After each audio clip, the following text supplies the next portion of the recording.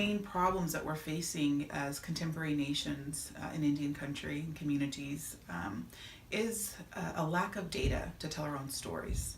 Access to data, control over data, the ability to rewrite narratives using our own information.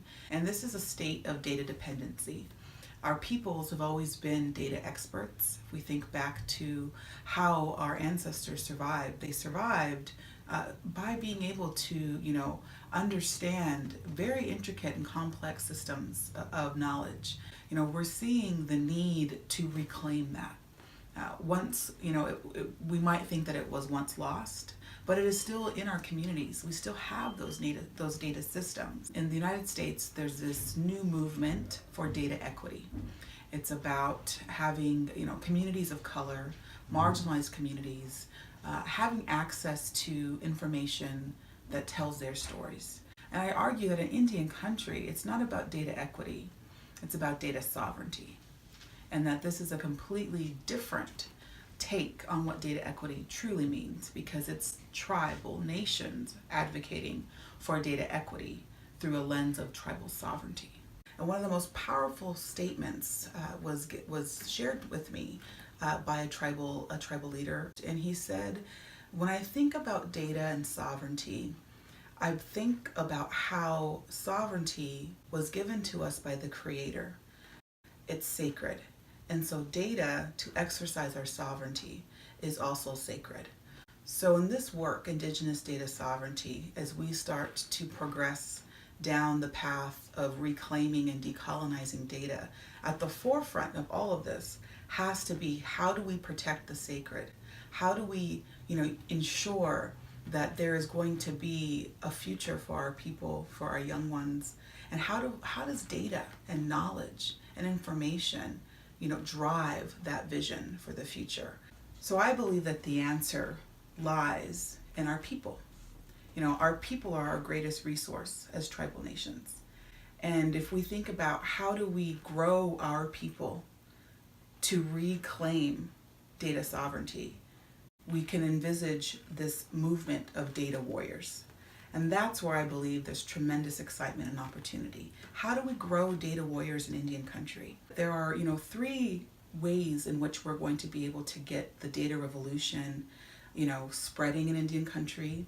The way that we're going to grow data warriors is going to take three things. And that's, the first thing is, it's going to take generous leadership.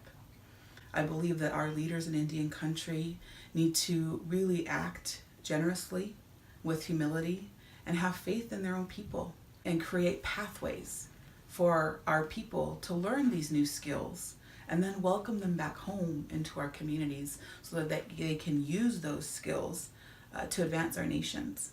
And I think the second part of this recipe, if you will, to grow data warriors, is we need brave warriors, men and women from our communities who are willing to take on, this challenge. We can bring the knowledge into our communities and teach our own people and empower our people and grow data warriors on the ground.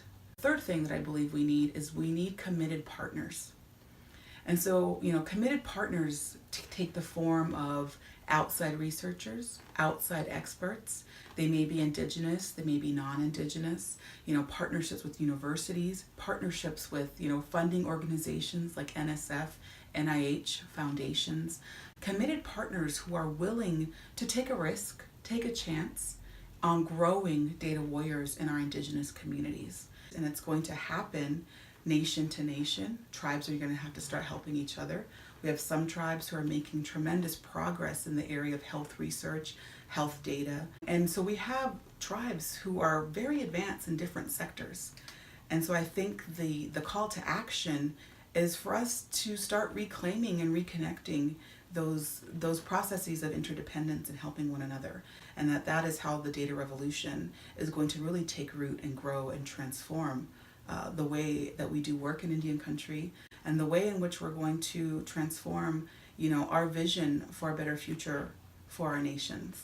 And so I want to issue a call to action to, for all data warriors to stand up, to warrior up. We have to do this work. We have to be generous. We have to be willing to learn. We have to be courageous, and we have to pave the way to advance our communities and to really achieve wellness for our people.